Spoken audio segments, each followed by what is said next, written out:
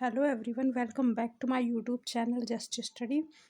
आज हम स्टार्ट करेंगे हम लोगों का जो सीरीज़ चल रही थी उसका प्रैक्टिस सेट 4। हम लोगों ने 3 प्रैक्टिस सेट कवर कर लिए हैं पीछे की वीडियोस में। तो आज हम लोग प्रैक्टिस सेट 4 की बात करेंगे। तो चलिए स्टार्ट करते हैं। वीडियो को स्टार्ट करने से पहले मैं आपको बता दूं कि आज हम लोग कोशिश करेंगे पूरे 100 क्वेश्चन को कवर करने की। लेकिन अगर कुछ छूटते हैं तो देखते हैं, लेकिन काफ़ी स्पीड इसको करने की कोशिश करेंगे ताकि पूरे 100 क्वेश्चन हम लोग पार्ट 1 में कवर कर लें, ताकि जो पार्ट 2 है उसमें फिर से 100 क्वेश्चन करके इस पूरे सेट को ख़त्म कर दें। ठीक है, क्योंकि 10 सेट करने हैं हम लोगों को एग्ज़ाम से पहले, और 200 क्वेश्चन है, काफ़ी कुछ लेंदी क्वेश्चन हो जाते हैं। तो इसलिए हम लोग काफ़ी स्पीड में करने की कोशिश करेंगे। बहुत ज़्यादा एक्सप्लेन मैं नहीं करूँगी, डायरेक्ट आंसर पे जाएँगे, लेकिन जहाँ ज़रूरत पड़ेगी उस चीज़ को समझा दिया जाएगा। ठीक है? तो कुछ चीज़ें आप लोगों की पहले से कवर होंगी। 12th तो थोड़ा बहुत तो पढ़ा होगा इतना अच्छे से, तो चीज़ें कवर होंगी। जहाँ नहीं समझ में आएगा आप लोग कमेंट करके पूछ लेना, मैं आपको एक्सप्लेन कर दूँगी। ठीक है? तो चलिए स्टार्ट करते हैं वीडियो को। तो फर्स्ट क्वेश्चन हम लोग देखते हैं, प्रैक्टिस सेट 4 का फर्स्ट क्वेश्चन क्या कह रहा है। ये देखिए दिया गया है क्वेश्चन फर्स्ट में, जो कि कह रहा है कि विकास एवं प्रमुख निम्न में किसकी प्रजातियां हैं। ठीक है, विकास और प्रमुख ये जो नीचे दिए गए हैं इसमें से किसकी प्रजातियां होती हैं। ठीक है, 4 ऑप्शंस दे दिए गए हैं, तम्बाकू, बाजरा, कपास, मूंगफली। तो इसमें जो सही आंसर होगा वो हो जाएगा ऑप्शन सी, जिसमें कि कपास दिया गया है। अब देखते हैं नेक्स्ट क्वेश्चन क्या है कि ये क्वेश्चन 2 जो दिया गया है वो कह रहा है बरसीम की बुआई करते हैं। तो बरसीम की बुआई कब की जाती है। तो इसमें 4 ऑप्शंस है, इसमें करेक्ट आंसर हो जाएगा फर्स्ट, जो कि दिया गया है छिड़कवा विधि से की जाती है, छिटकवा विधि से। ठीक है, छिड़काव भी इसको बोल सकते हैं, कभी कभी छिड़कवा विधि दे दी जाती है। तो ये छिटकवा विधि जो फर्स्ट ऑप्शन दिया है ये करेक्ट हो जाएगा। अब देखिए थर्ड नंबर क्वेश्चन कह रहा है बरसीम की बुआई का सर्वोत्तम समय है। तो बरसीम जो बोया जाता है उसका सर्वोत्तम समय कब, सबसे अच्छा टाइम कब है, जब उसको बोया जाता है। ठीक है, और इसमें भी 4 ऑप्शन है, देखिए इसमें करेक्ट हो जाएगा कौन सा, वो हो जाएगा बी, यानी कि अक्टूबर, जो कि दिया गया है बरसीम की बुआई का सर्वोत्तम समय है अक्टूबर। ठीक है, अब चलते हैं अपने नेक्स्ट क्वेश्चन की तरफ, इसको थोड़ा और बड़ा कर लेते हैं। तो चलिए 4 नंबर क्वेश्चन क्या कह रहा है, निम्न में असुमेलित समूह को पहचानिए। मतलब इसमें से कौन सा है जो सही नहीं है। सुमेल मतलब होता है सही, असुमेलित मतलब गलत। ठीक है, तो निम्न में से कौन सा सुमेल मतलब असुमेलित है उसको पहचानिए। तो यानी कि इनकरेक्ट है उसको पहचानना है आपको। तो ये देखिए 4 ऑप्शंस दिए हैं, इसमें करेक्ट आंसर हो जाएगा सी, यानी कि सी असुमेलित है। इसमें मालवेसी की जगह सोलानेसी होना चाहिए, क्योंकि आलू जो है वो सोलानेसी फैमिली के, ना कि मालवेसी के। ठीक है, तो असुमेलित पूछा गया, गलत पूछा गया, तो ये वाला आंसर करेक्ट हो जाएगा आलू। ठीक है, आलू सोलानेसी फैमिली का है। तो चलिए ये करेक्ट हो गया, और बाकी ये सब आपको याद रखना है। देखिए इससे आपके 4 क्वेश्चन बन जाएंगे। जो 4 नंबर क्वेश्चन है इसमें गेहूं का पूछ लिया जाएगा, इधर कुछ और रख दिया जाएगा, और आपसे पूछ लिया जाएगा गेहूं की कौन सा मतलब इसमें सही पहचानिए या गलत पहचानिए। तो आपको ये सारी चीज़ें पता होनी चाहिए, जो कि बायोलॉजी में बहुत अच्छे से दी गई हैं। तो जैसे मैंने आलू को बता दिया कि सोलानेसी फैमिली का होता है, बाकी 4 ये आप याद रखिए, अगर क्वेश्चन घुमा के पूछा जाएगा तो आप इसको कर पाएंगे। ठीक है, अब देखते हैं 5 नंबर क्वेश्चन कह रहा है गॉसिपियन हिरसुटम जो एक स्पीसीज है, ये मतलब ये पूछी जा रही है किस फसल का वैज्ञानिक नाम है। तो ये जो एक साइंटिफिक नेम दिया गया है इसमें, गॉसिपियन हिरसुटम जो साइंटिफिक नेम है, ये पूछ रहे हैं किस फसल का है। तो 4 इसमें फसल दे दी गई हैं, कपास, तम्बाकू, गन्ना, पत्ता गोभी। या ये गलत लिखा है, देखो पात गोभी लिखा, पत्ता गोभी होगा। ठीक है, इस जगह तो इसमें पूछ रहा करेक्ट कौन सा है। तो 5 का ए करेक्ट हो जाएगा, कपास का ये साइंटिफिक नेम होता है। तो इसको आप टिक कर लीजिए, और बढ़ते हैं नेक्स्ट क्वेश्चन की तरफ, 6 नंबर क्वेश्चन की तरफ।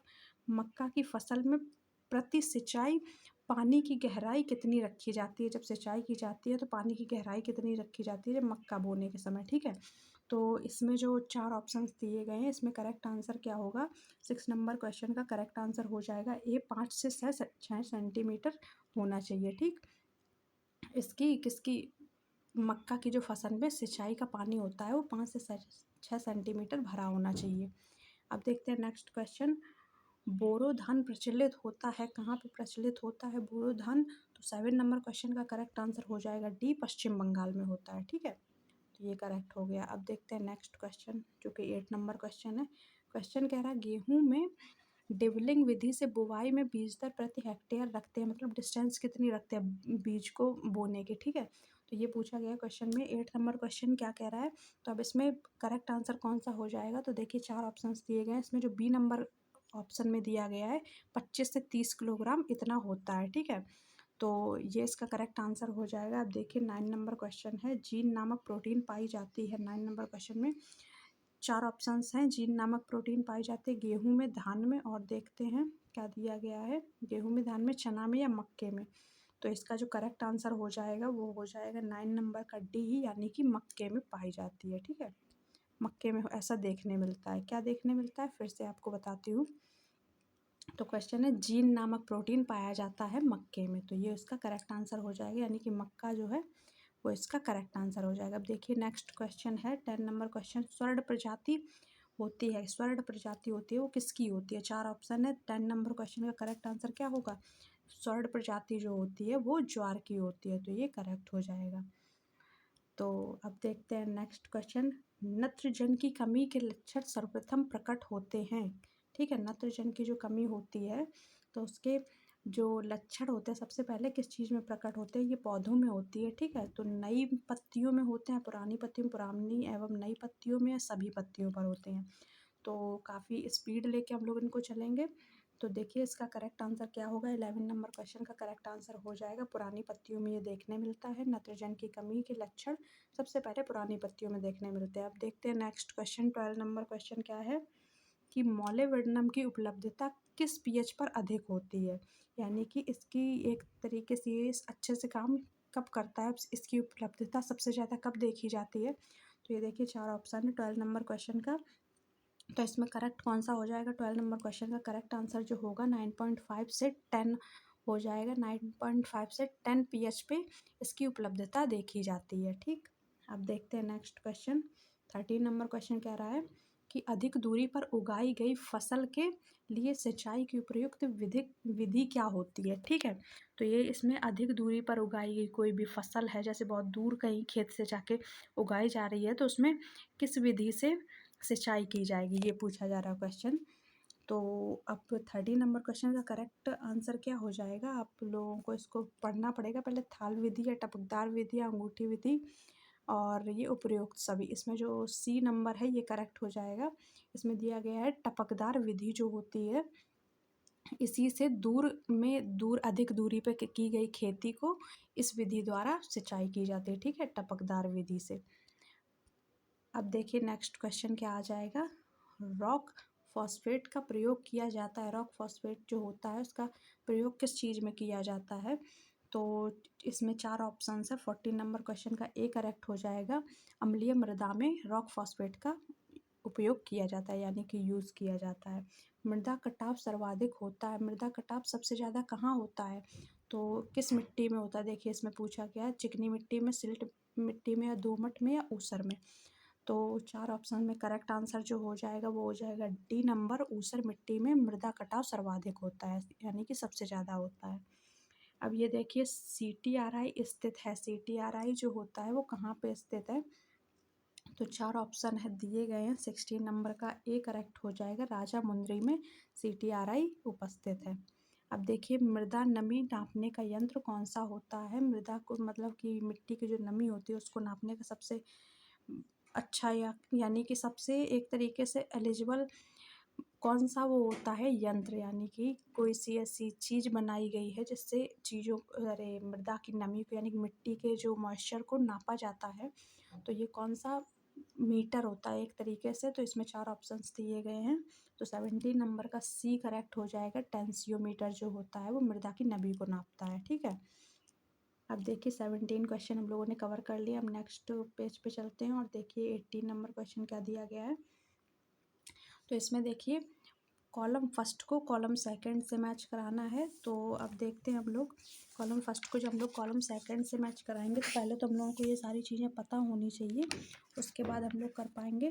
तो ये जो 18 नंबर क्वेश्चन है उसमें गेहूं को पहले मिलाते हैं हम लोग। गेहूं में कौन सा सहयोगी खरपतवार जो होता है एक तरीके का इंसेक्ट पाया जाता है, ठीक है।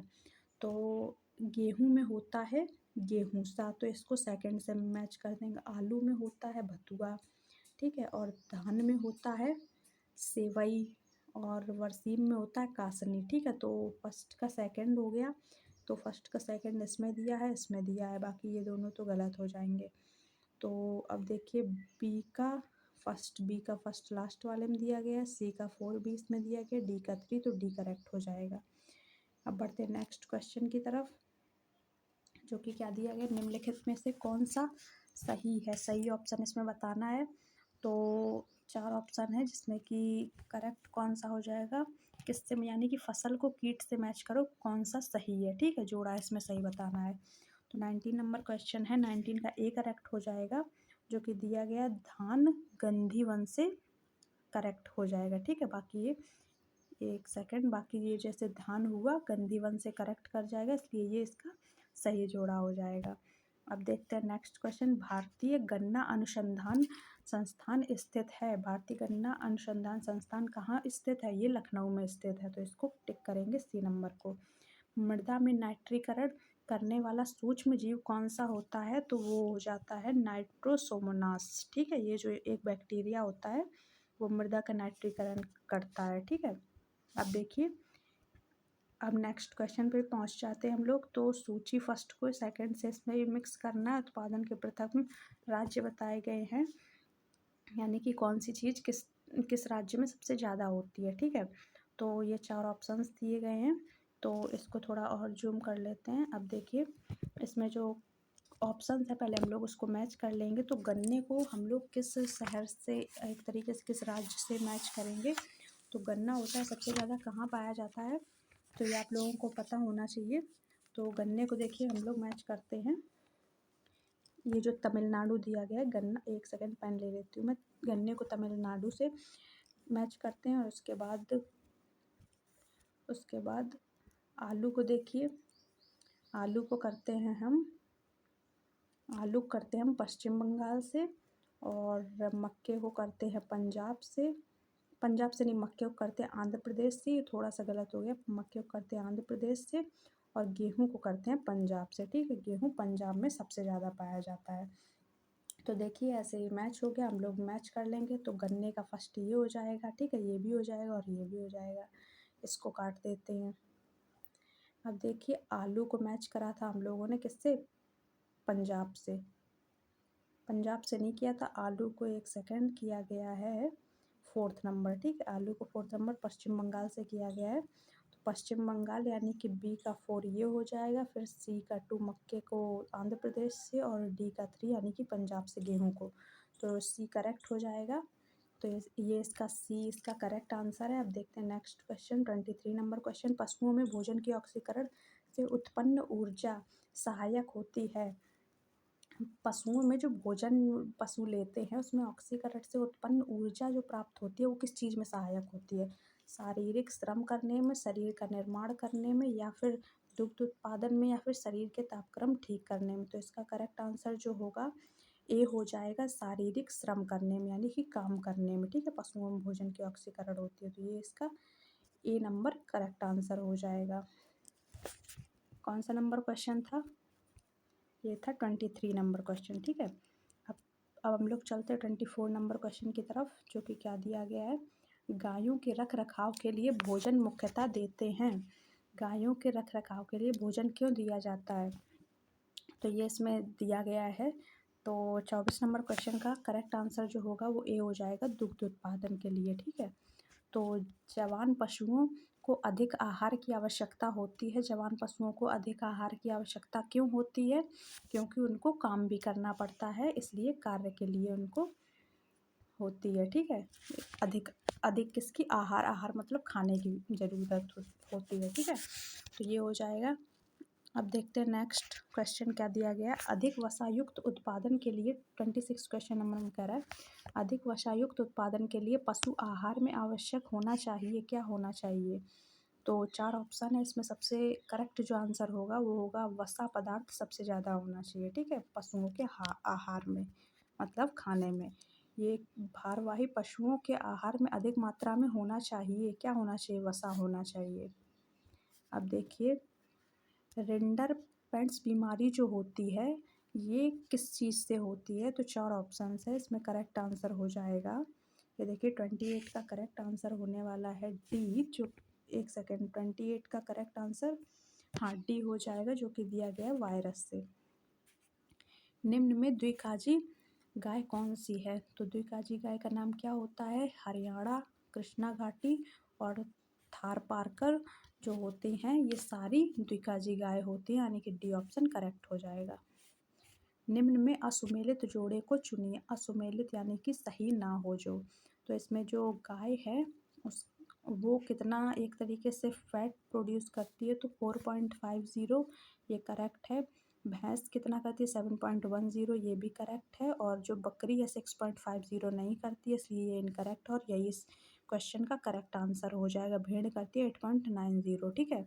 तो इसमें सी करेक्ट आंसर हो जाएगा। अब देखते हैं नेक्स्ट क्वेश्चन को, 31 नंबर क्वेश्चन को। 31 नंबर क्वेश्चन क्या कह रहा है? दूध में चिकनाई निम्न में से किस यंत्र द्वारा ज्ञात की जाती है? यानी कि फैट होती है जो मिल्क में, वो किस चीज़ से नापी जाती है? तो 31 क्वेश्चन नंबर का करेक्ट आंसर हो जाएगा, वो ए हो जाएगा। बिटायरोमीटर के प्रोसेस से इसको नापा जाता है। बिटायरोमीटर एक एलिमेंट होता है, एक उपकरण होता है जिससे इसको नापा जाता है। अब देखिए, हे बनाने के लिए निम्न में से सर्वोत्तम फसल कौन सी है? तो 32 का करेक्ट आंसर होने वाला है बी, जो कि दिया गया है बरसीम। अब देखते हैं नेक्स्ट क्वेश्चन क्या दिया गया। नेक्स्ट पेज पे चलते हैं। तो नेक्स्ट क्वेश्चन 33 नंबर क्वेश्चन, पशुओं को केवल शरीर रक्षा करने के लिए दिए जाने वाले आहार को क्या कहा जाता है? तो शरीर की रक्षा करने के लिए जो खाना दिया जाता है उनको, उसको क्या कहते हैं? तो 33 नंबर क्वेश्चन है, इसका करेक्ट आंसर हो जाएगा ए, निर्वाह आहार कहा जाता है उसको। उत्तरी भारत में मटर की बुआई करते हैं, कब करते हैं उत्तरी भारत में मटर की बुआई? तो 34 नंबर क्वेश्चन का करेक्ट आंसर हो जाएगा बी, अक्टूबर और नवंबर में। अब बढ़ते हैं नेक्स्ट क्वेश्चन की तरफ, जो कि क्वेश्चन नंबर 35।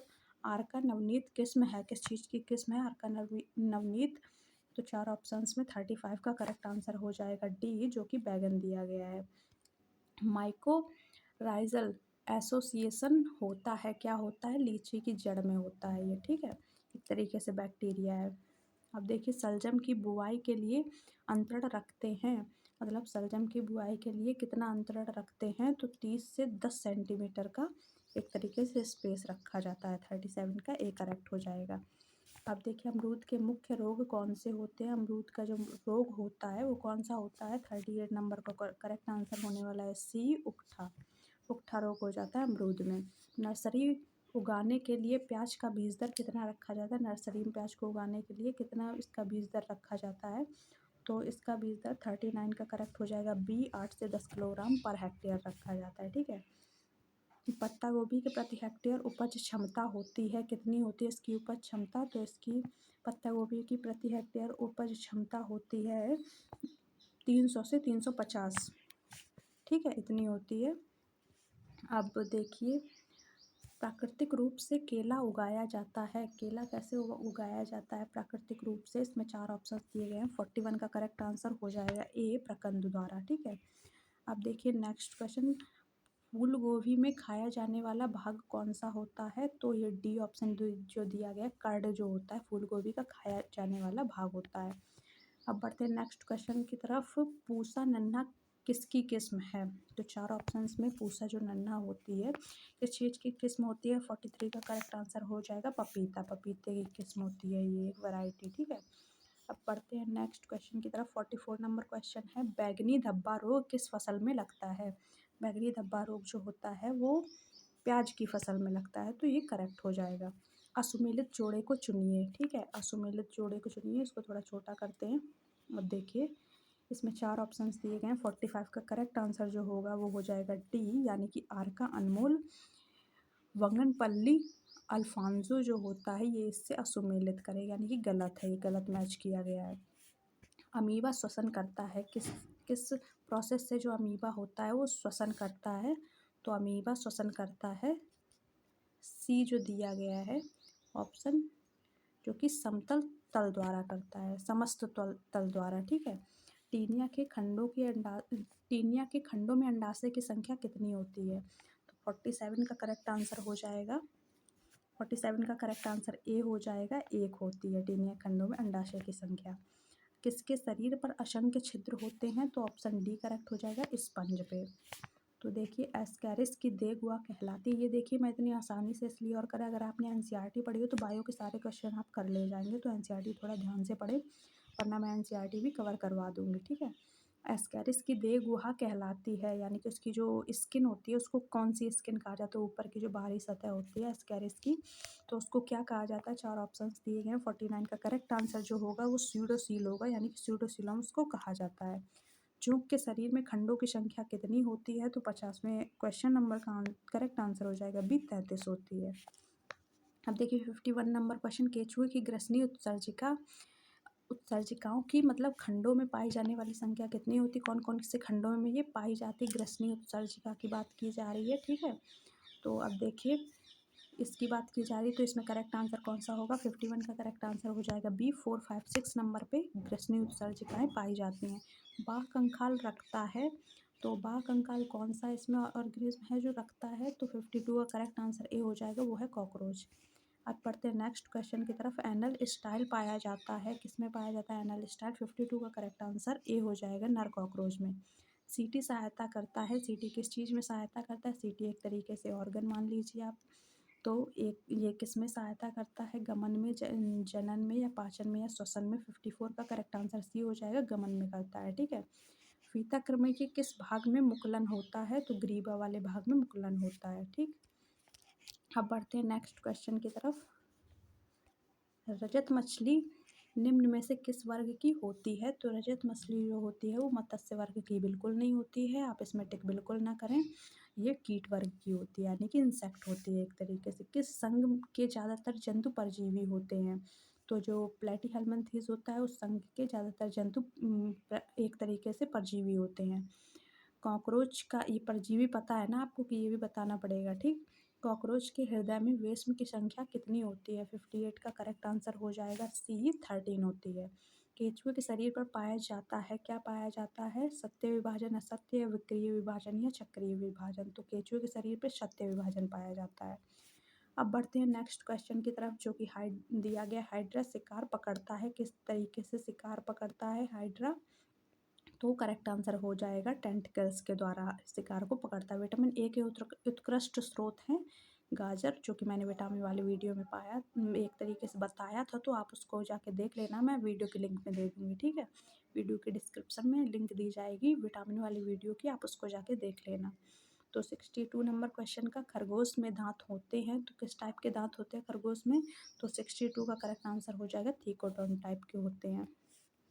अब देखिए कार्बनिक यौगिकों के विखंडन से ऊर्जा उत्पादन के लिए होता है, क्या होता है? कार्बनिक यौगिकों में विखंडन जो होता है ऊर्जा उत्पादन के लिए होता है। 63 का करेक्ट आंसर हो जाएगा सी, उपचय। वसीय अम्ल किसके पाचन से बनता है? वसीय अम्ल जो होता है किसके पाचन से बनता है? वो बनता है स्टार्च के पाचन से। 64 का करेक्ट आंसर, एक सेकेंड, वसीय अम्ल किसके पाचन से बनता है? 64 का करेक्ट आंसर ये स्टार्च बिल्कुल नहीं है, वसा हो जाएगा। वसीय अम्ल के किसके पाचन से? वसा के पाचन से बनता है, ठीक है। तो आत्महत्या की थैली किसको कहा जाता है? बायोलॉजी का बहुत फेमस और बहुत इंपॉर्टेंट क्वेश्चन है, 65 नंबर क्वेश्चन, ठीक है। तो आप इस पर बिल्कुल इंपॉर्टेंट का टिक लगा लें, ठीक है, इम्पॉर्टेंट का टिक लगा लें। तो ये देखिए आत्महत्या की थैली किसको कहा जाता है? तो लाइसोसोम को आत्महत्या की थैली कहा जाता है, लाइसोसोम को, तो हम टिक करेंगे लाइसोसोम पे। अब देखिए पापिल किस जंतु से संबंधित है? ये हाइड्रा से संबंधित है। अब पढ़ते हैं नेक्स्ट क्वेश्चन की तरफ। कीटों का उत्सर्जी पदार्थ होता है वो कौन सा होता है? कीटों का उत्सर्जी पदार्थ होता है वो शायद, वो एक सेकेंड, यूरिक एसिड होता है, हाँ 67 यूरिक एसिड होता है। अब बढ़ते हैं नेक्स्ट क्वेश्चन की तरफ। क्या दिया गया है? मेढक श्वसन करता है, मेढक किस तरीके से श्वसन करता है? फेफड़ों से करता है, मुख, कृष्णि, गुहिका से करता है, या त्वचा से करता है? ये तीनों चीज़ों से करता है, ठीक है, तो डी करेक्ट हो जाएगा।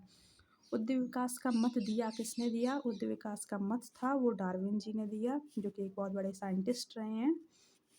अब देखिए 69 नंबर क्वेश्चन हो गया। अब पढ़ते हैं 70 की तरफ, जो कि कह रहा है निम्न में से किस जंतु में हीमोग्लोबिन होता है? तो किस में हीमोग्लोबिन होता है? तो 70 का करेक्ट आंसर हो जाएगा सी, केचुआ में। किस पौधे में प्रकाश संश्लेषण अधिक होता है? सागौन के पौधे में प्रकाश संश्लेषण अधिक होता है। नारियल का खाया जाने वाला पार्ट कौन सा है? ठीक है, कौन सा भाग खाया जाता है? तो इसका जो भ्रूण पोष और भ्रूण भाग होता है इसको खाया जाता है। अब देखिए, अंतः कठोर वृत्ति किसका प्रमुख लक्षण है? तो ये ड्रूप फ्रूट का एक तरीके से लक्षण होता है अंतः कठोर वृत्ति। सबसे छोटा बीज होता है, सबसे छोटा बीज कौन सा होता है? वो होता है ऑर्किड। ऑर्किड होता है सबसे छोटा बीज। ठीक, तो ये इसका करेक्ट आंसर हो गया। 74 भी कंप्लीट हो गया। प्रतिकूल वातावरण के कारण बीजों में होने वाली सुपुष्पावस्था यानी कि सुपुष्पावस्था जो होती है वो प्रतिकूल वातावरण में किन बीजों में होती है? ठीक है, तो ये आपके ऑप्शंस दिए गए हैं। क्यूसेंस जो होता है इस पे होती है, क्या होती है? सुपुष्पावस्था एक अवस्था होती है ये भी। कौन सा कवक खाने योग्य होता है? तो खाने योग्य जो हम लोग एक तरीके से एक फंजाई को खाते हैं तो ये कौन सा होता है? इसमें 4 नाम दिए गए हैं। तो इसमें जो एग्रीकस है, मशरूम एग्रीकस, जैसे हम लोग नॉर्मल मशरूम खाते हैं वो एग्रीकस मशरूम होता है, तो ये डी करेक्ट हो जाएगा। 90% प्रकाश संश्लेषण होता है किस में होता है? शैवाल में होता है। किस पादप समूह के जल स्तरीय किस पादप समूह को जल स्तरीय कहा जाता है? तो 4 ऑप्शंस दिए गए हैं, इसमें करेक्ट आंसर हो जाएगा ब्रायोफाइटा को, सी नंबर। ठीक है, अब देखते हैं नेक्स्ट क्वेश्चन 78। नेक्स्ट पेज पे चलते हैं। 79 नंबर क्वेश्चन। काफ़ी हम लोगों ने स्पीड से क्वेश्चंस को कवर किया है और बाकी क्वेश्चन काफ़ी जल्दी ख़त्म करेंगे हम लोग। 79 नंबर क्वेश्चन कह रहा है ब्रायोफाइटा में प्रभावी पीढ़ी कौन सी है? युग्मोत्विल पीढ़ी है जो कि ब्रायोफाइटा में प्रभावी पीढ़ी है। ठीक है, आर्थिक दृष्टि से अधिक उपयोगी जल स्तरीय पादप हैं। आर्थिक दृष्टि से उपयोगी जल स्तरीय पादप कौन सा है? स्फैग्नम है। ठीक है, तो सबसे आदिम जीवित संवहनी पादप है कौन सा है? इसको थोड़ा ऊपर करते हैं, चारों ऑप्शंस को देखते हैं। 81 का करेक्ट आंसर जो होने वाला है वो हो जाएगा बी यानी कि फर्न। अब देखिए, टेरिडोफाइटा ब्रायोफाइटा से भिन्न है क्योंकि उसमें होता है, अब देखते हैं ऑप्शन क्या होता है, संवहन ऊतक होता है, ये इसका करेक्ट आंसर हो जाएगा। ठीक है, ये आपको जब बॉटनी पढ़ाई जाएगी तब उसमें बताया जाएगा अच्छे से, जब डिटेल में थ्योरी पढ़ाई जाएगी। ठीक है, अब नेक्स्ट जो बैच लगेगा वो थ्योरी व्योरी सब कुछ कवर करेंगे। अभी इसमें टाइम नहीं था तो सारे क्वेश्चन कवर करेंगे। ठीक है, पादप वर्गीकी का पिता कहते हैं, किसको कहते हैं पादप वर्गीकी का पिता? तो 4 ऑप्शंस दिए गए हैं, लीनियस को या बेंथम और हुकर को या थियोफ्रास्टस को या तनखाजान को। तो 83 का करेक्ट आंसर जो होगा वो बी हो जाएगा, लीनियस को। अब ये देखिए, हिस्टोरियम प्लांटेरस नाम की पुस्तक दी गई, ये किसने दी थी? ये थियोफ्रास्टस ने दी थी, तो सी करेक्ट हो जाएगा। ठीक है, किसने दी थी? थियोफ्रास्टस ने दी थी, तो ये करेक्ट हो गया।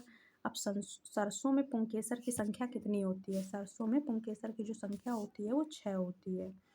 अब वर्गीकरण की सबसे छोटी इकाई कौन सी है? तो ये है जाति यानी कि स्पीसीज। माइकोराइजा जड़ों में पाई जाती है, ये कौन सी जड़ों में पाई जाती है? ये पाइनस की जड़ों में पाई जाती है माइकोराइजा। ठीक है, 87 का करेक्ट हो जाएगा बी। अब ये देखिए, क्वेश्चन पूछ रहा है प्रोथैलस फर्न की किस अवस्था को प्रदर्शित करता है? प्रोथैलस। ठीक है, तो 88 का करेक्ट आंसर हो जाएगा बी, युग्मोत्थित को। निम्न के फटने के कारण मौस संपुष्टिका का सब स्फुटन होता है। तो इसमें देखिए ऑप्शंस को देखते हैं, इसमें जो करेक्ट आंसर हो जाएगा एन्यूलस हो जाएगा। ठीक है, अब देखते हैं नेक्स्ट क्वेश्चन। मॉस के बीजाणु कोष पाए जाते हैं, मॉस में बीजाणु कोष कहाँ पाए जाते हैं? तो 90 नंबर क्वेश्चन में करेक्ट आंसर जो हो जाएगा वो डी हो जाएगा, कैप्सूल में। आरएनए की संरचना कैसी होती है? 91 पूछ रहा है कि आरएनए की संरचना कैसी होगी? तो वो होगी एक हरी कुंडलित। ठीक है, सिंगल, एक तरीके से सिंगल टाइप में उसको मोल्ड कर दिया गया है, कुंडलित कर दिया गया है। ठीक है, और क्वेश्चन कह रहा है शैवाल का अध्ययन कहलाता है, शैवाल का जो अध्ययन होता है वो क्या कहलाता है? तो ये फाइकोलॉजी कहलाता है। फाइकोलॉजी में शैवाल की स्टडी की जाती है। आप देखिए, वह जीवाणु को बहरूपता प्रदर्शित करता है, एजिटोबैक्टर जो होता है जीवाणु को बहरूपता प्रदर्शित करता है, यानी कि डी करेक्ट हो जाएगा। जीवाणु होते हैं, ये क्वेश्चन कह रहा है। ठीक है, 94 नंबर क्वेश्चन।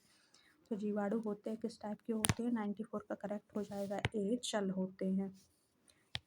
94 का सी हो जाएगा, चल और अचल दोनों होते हैं, ठीक है, तो ये सी करेक्ट हो जाएगा।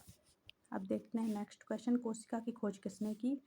तो कोशिका की खोज सभी को पता है, 95 का बहुत इंपॉर्टेंट और अच्छा क्वेश्चन है, बायोलॉजी का ही है, तो 95 का ए करेक्ट हो जाएगा, रॉबर्ट हुक ने। एल्यूमिनियम धातु का शोधन किया जाता है, किस विधि से किया जाता है? तो ये हुक विधि से किया जाता है, डी करेक्ट हो जाएगा। भारी भारी कण कौन सा होता है, यानी सबसे जिसमें ज़्यादा वेट होता है वो कौन सा कण होता है? तो ये न्यूट्रॉन होता है जो सबसे भारी होता है। केमिस्ट्री का क्वेश्चन है, बहुत इंपॉर्टेंट क्वेश्चन, ठीक है। 98 नंबर क्वेश्चन है, हाइड्रोजन का जलना कहलाता है, क्या कहलाता है? ऑक्सीकरण कहलाता है। निम्न में से कौन सा यौगिक ऑक्सीकरण तथा अपचयन दोनों प्रकार से कार्य करता है? तो ये हो जाएगा H2O2। अब नाइट्रोजन का अणु भार कितना होता है? तो ये होता है 28 नंबर। अब 101 ल्यूकास अभिकर्मक कहलाता है, तो ल्यूकास अभिकर्मक किसके मिश्रण को कहते हैं? ZnCl और HCl के मिक्सचर को, ठीक है। अब तो हम लोगों ने 101 क्वेश्चन कवर किए, 100 क्वेश्चन का टारगेट लेके हम लोगों ने एक क्वेश्चन और ज़्यादा ही कवर किया, बहुत कम समय में, काफ़ी स्पीड लेके हम लोगों ने किया। तो ऐसे ही एक वीडियो और आएगी इसकी पार्ट 2 करके, जिसमें हम लोग और 100 क्वेश्चन को कवर करने की कोशिश करेंगे। तो अगर वीडियो अच्छी लगी हो तो इसको लाइक करना, और अगर चैनल में नए हो तो इसको सब्सक्राइब ज़रूर करना, और लोगों से ज़्यादा लोगों को इसको शेयर करें, ताकि और भी लोग यूपी कैटेड एंट्रेंस एग्ज़ाम को निकाल पाएँ और अच्छे से तैयारी कर पाएँ, ठीक है। तो 10 सेट में आपको काफ़ी ज़्यादा क्वेश्चन वहाँ पे देखने को मिलेंगे एग्ज़ाम में, जो कि 16-17 को होने वाला है यूपी कैटेड का एंट्रेंस एग्ज़ाम। तो आप लोग ध्यान से पढ़ें, सारे सब्जेक्ट इन पेपर्स में इंक्लूडेड हैं, ठीक है। मैथ्स हो गया, फिजिक्स, केमिस्ट्री, सारे आपको सब्जेक्ट मिलेंगे 200 क्वेश्चन के अंदर। तो अगर कुछ डाउट होता है आप कमेंट करके पूछ सकते हैं, और अगर वीडियो अच्छी लगे तो लाइक करना। तो आज के लिए फ़िलहाल इतना ही। अब मिलते हैं हम लोग नेक्स्ट वीडियो में, जिसमें हम लोग 100 क्वेश्चन और कवर करेंगे। तो आज हम लोग इतने ही क्वेश्चन करते हैं, तो आज के लिए इतना ही। थैंक्स।